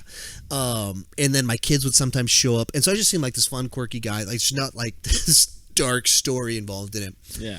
And so it was kind of like a nice out, and that's what I always do. Like I mentioned before, when my dad died, I was very heavily involved in some message boards on the internet, and that's kind of what I'd done in other points in the past. And some people don't get that at all. Like, my wife doesn't get it. Like, what? You're gonna meet up with people to do a podcast that you met over the internet? Like, why would you do that? Like, Yeah. I don't understand what you're telling me right now. It's like, I driving down here explaining this to my mom was yeah. Yeah. like, what are you doing? It does, thinking, when you said that, I was like, that does kind of sound weird, because I just messaged you. I was like, hey, you want to be on our podcast? And you're like, yeah, sure, sounds great. And then getting here, I was like, we could have been anybody. Like, we could have been. Yeah. Well, the process, because you messaged, I was like, yeah, sure. And I assumed it was going to be like over Skype video, or something. Skype Yeah, or that's something. true. And then you're like, yeah, I think we'll just drive down and we just kind of meet up with you. It's like, that's cool. Where are you coming from? Louisiana. Like, what? Yeah. Louisiana. We got about a 7-hour drive. Okay. Okie dokie. But so then my channel, it took 9 months to get my first 1,000 subscribers. And then by 2 years, I had 2,000 subscribers. So still, a year into it, and I'm going, all right, do I need to shut this down? Like, do I need to stop what I'm doing? And and I can't keep delivering paint. Like, I need to figure out what's next. Yeah. And I had no idea. Like, I just didn't know. And like, didn't know if I should go back to church world. I didn't know what direction to go. I knew that I liked what I was doing on YouTube. I knew that delivering paint wasn't a career path. It was a means to an end for a period of time. And about a year ago, August is when I first, is Movie Pass actually. Was my first basically the first time I ever made significant money through YouTube was because of Movie Pass, because I was an affiliate with them, because I'd been using them before they did all the price drop stuff. Oh, wow. And so then I had an affiliate, and I'd been talking about them on my channel before that. It was $45 per month, and I was like, this is awesome for me. I'm saving a lot of money. If you see a lot of movies, it's worth it. And so then they did the price drop thing, and so I was selling them before this, and so then price drop, it's $10. Suddenly everyone wants them. So it was the first time I ever made some money. This is actually enough money to pay a bill. Yeah. And so I was like, that's kind of cool. And then a month after that, I had a buddy messaged me about a position at a church in Denver, Colorado, like a very large church. And he's like, yeah, they're looking to hire someone to do full-time social media for them. And, obviously I was doing YouTube and had some success on there.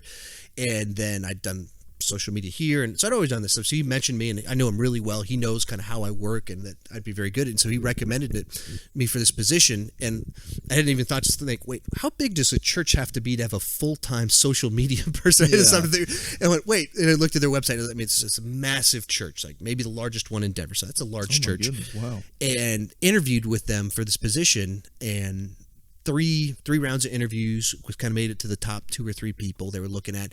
And in that process, I was like, yeah, I should, like, if this position was just here in Austin, I would definitely want it. If it's in Denver, I'm not quite sure if I want it or not. So then I applied at one of the churches here in town, Austin Stone, that's kind of like the coolest church in Austin, for a position, and then ended up having 3 interviews with them as well.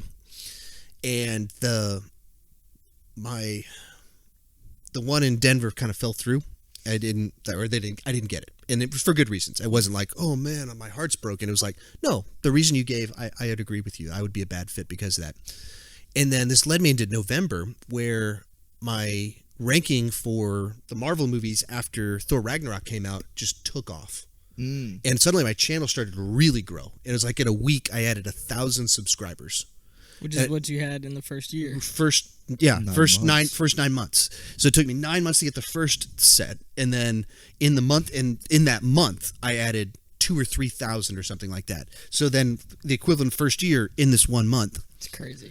And for the first time, and I was seeing how much money I was making through AdSense and things like that. And I was like, looked at it, and it was the first time I had the thought, there's actually, this could be going somewhere. Wow. And had to sit down with my wife, and I went, this job I'm interviewing with Austin Stone, this fills out my resume. The reason, like I mentioned, interviewing with all these mega churches, the reason I didn't get hired is because I'd never been at a mega church before, and they only want to hire people that have been at mega church experience. And so then this church we're at right now is 300 people, adult worship or something like that. So this would fill out my resume. The people I'd be working with would absolutely be amazing connections. But if you took money off the table, I wouldn't want to do this right now. And I don't think this would be healthy for me. I don't think this would be good on any level. I don't feel called to this. This is a career choice. Yeah. Going into a ministry is a career choice. And it was literally the YouTube channel, like having success on there. I went, this is taking the money question off the table. And we had to sit down and we went, we're going to write this out and we're going to see where this goes. And for about 3 years, we had been, what's next? When are we leaving this church here? Did I resign? What's next? What's going to happen? And then November 2017, because of a Marvel movie, Marvel movies literally have transformed my life. We had this conversation. We were both like, we're just going to be content where we're at and see where God lets this go. And so we did that. And then had another 1,000 subscribers the next week. I had my first kind of brand deal where a brand was like, hey, would you talk about our app on your channel?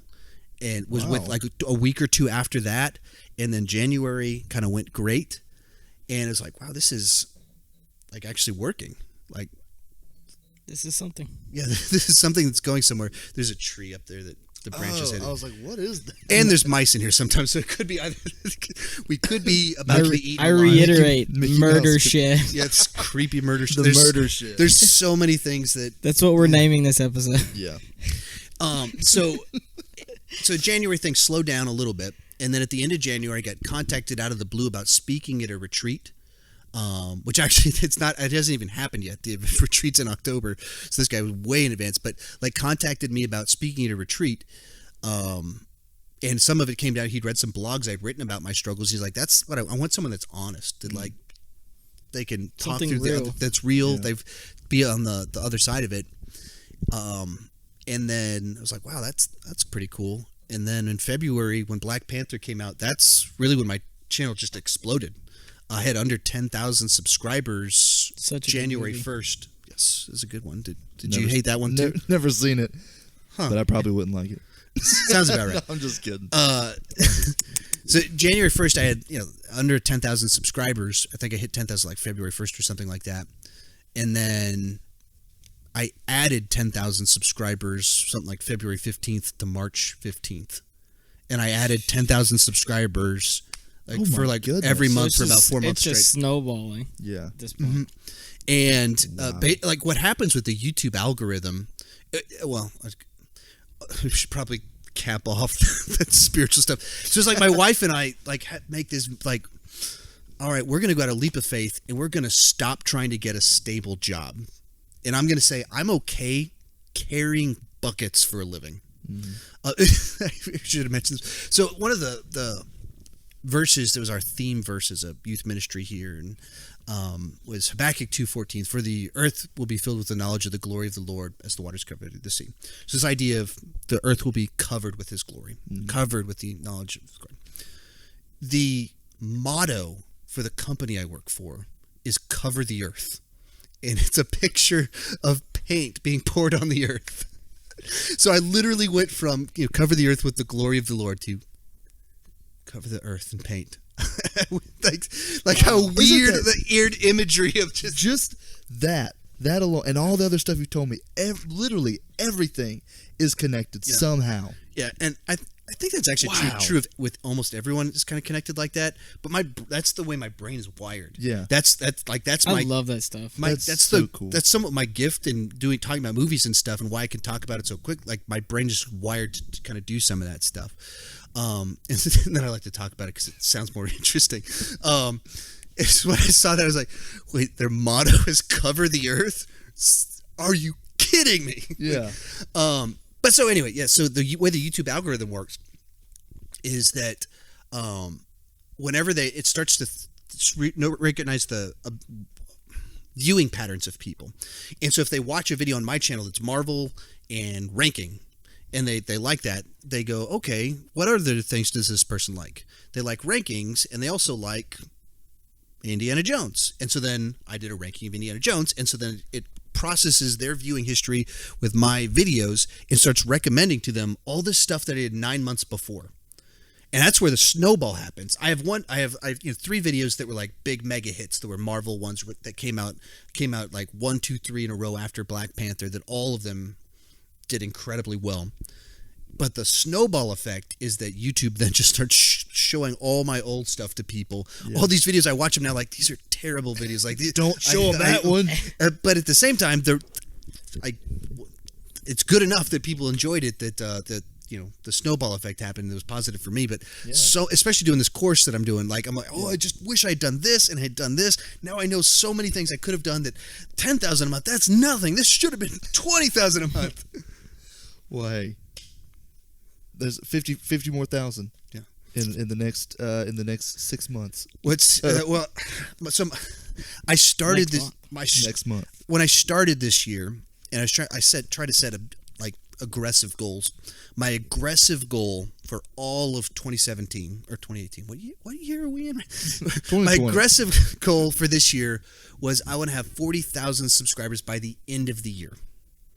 And you got that. And I hit it. I think I hit it by like June 1st. Yeah. Which, like, wow. Which and so is then halfway. So then I expanded my goal to, I think around May 1st, I expanded my goal to 75,000. Like the pattern, like I need to keep, like I'm going to hit 40,000, so I need to push it further. And so then I was like outpacing getting to 75,000. So then I upped it to my goal for the end now is 100,000. And as soon as I did that, then that aggressive growth just dropped. So now it's like, oh man, that's gonna be tough to hit this 100,000 now.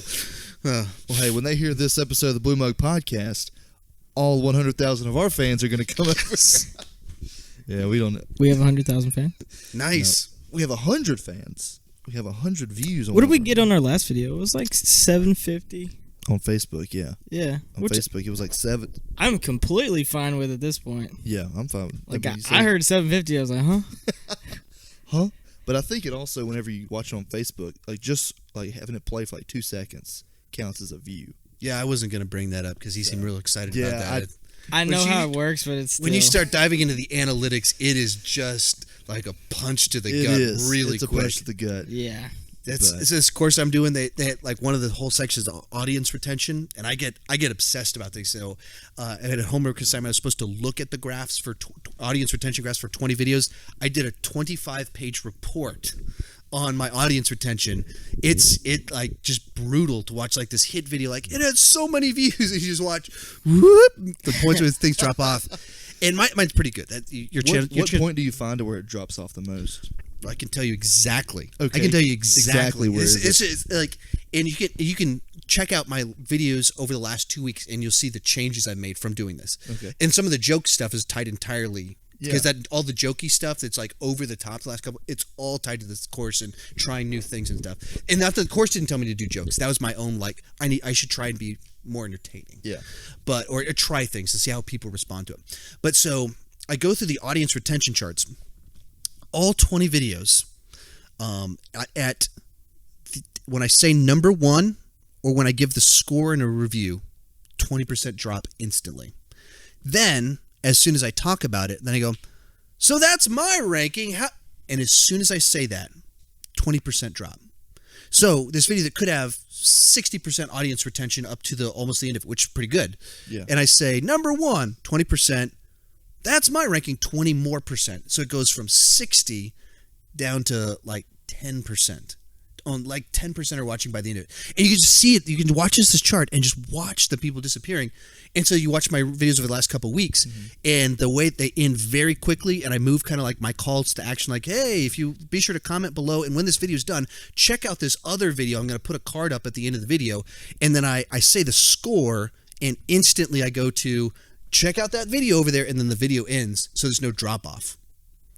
And YouTube tracks session time, not just watch time. Right. They want to know, did you keep on YouTube? Did you keep on this channel?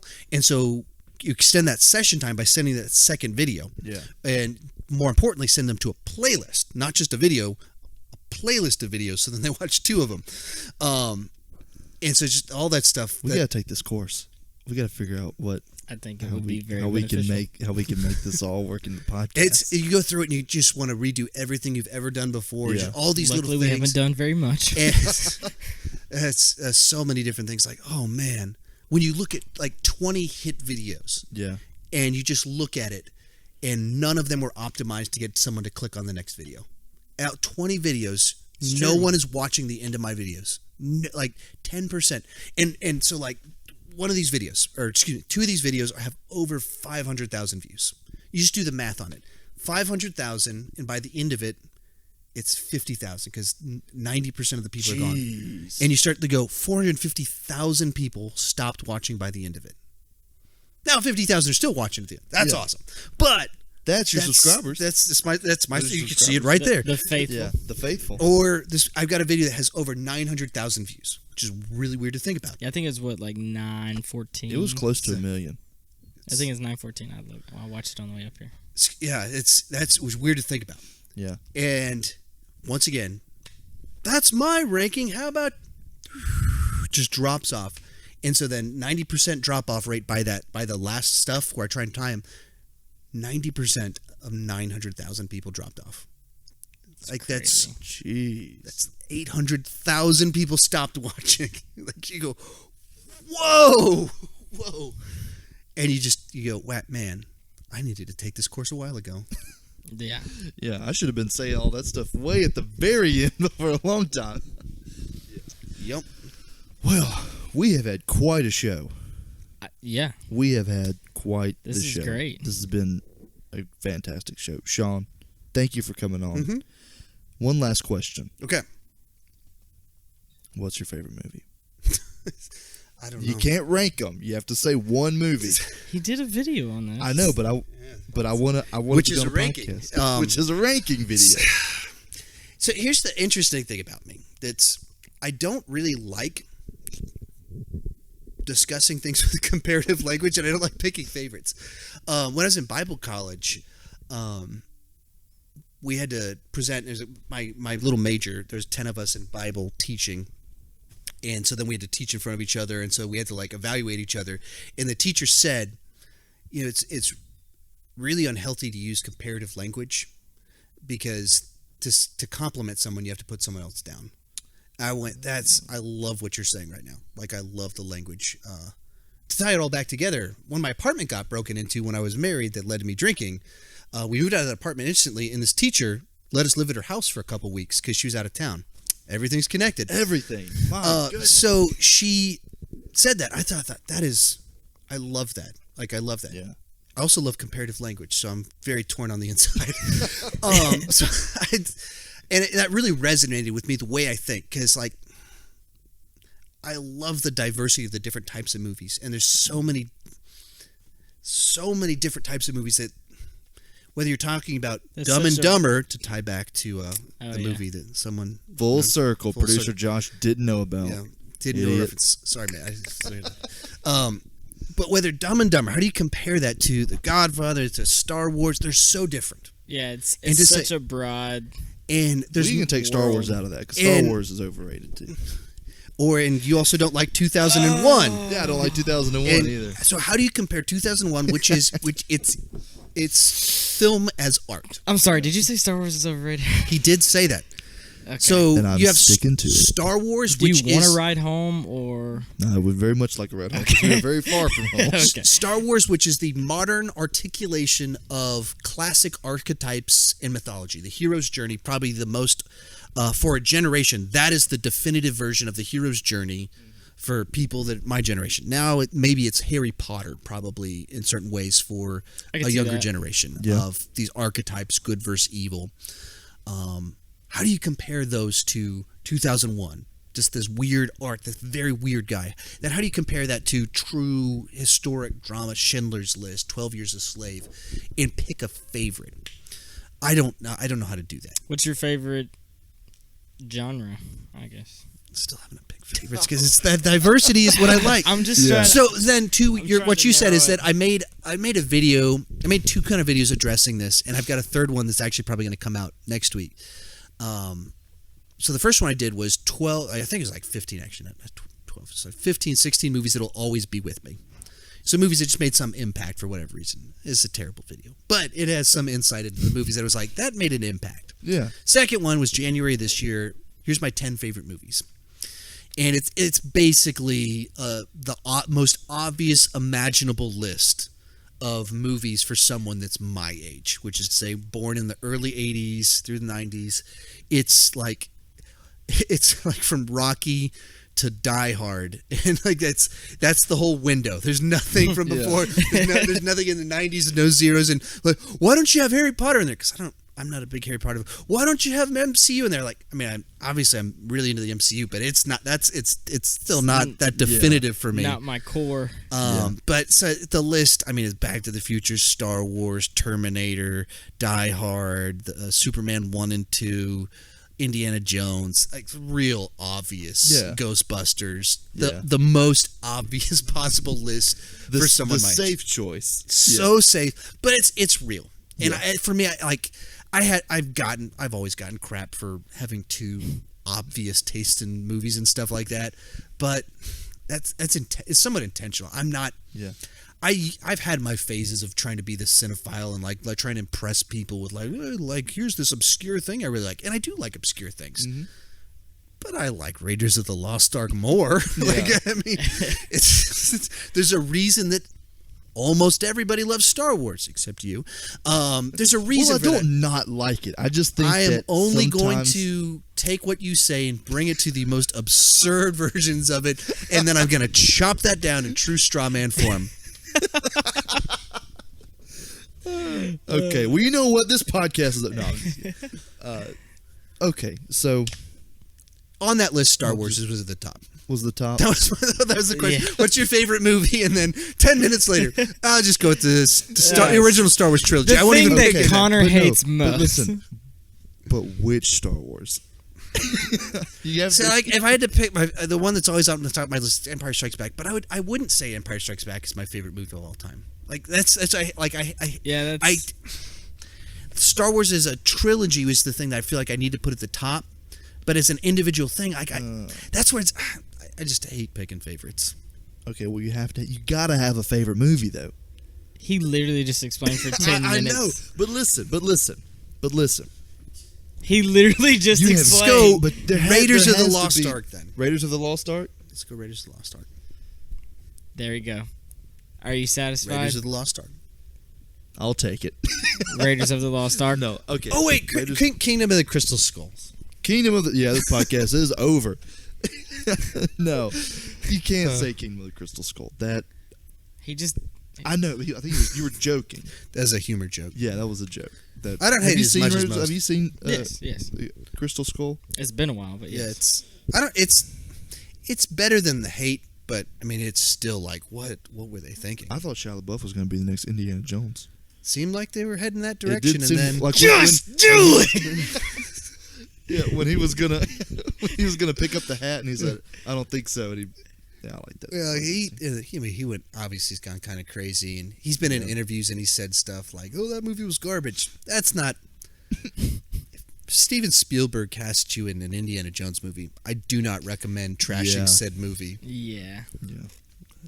Well, Sean, thanks for being on the show with us. We have we gotta.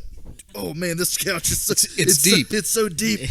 Okay, we've got to do the final sip of the show. Okay. So let's. My cup grab is our- empty. Yeah. Oh man. What? Caleb, do you have something in your cup?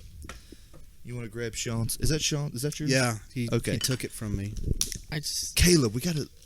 I we have to be didn't want- hospitable. to 4 our hours guests. ago, or whenever this started. I didn't want to have the brands, and Oh yeah, we'll blur it out. Not a sponsor. we don't know how to blur it out. I'll figure it out. I'll YouTube it. There's motion tracking in After Effects. You guys use After Effects? Yes, well I did. Now I've gone to DaVinci Resolve. Yeah, so I don't know if you know what that is, but No, I have You don't- no idea. We're still learning. we're still learning. But DaVinci Resolve is what I'm using. It's a process. So anyway, Sean Chandler talks about. Thank you for being on the show. Clink it. Clink it, and Drink we'll it. drink it. My cup is empty. And that's a wrap. Thanks for watching. We'll see you next week.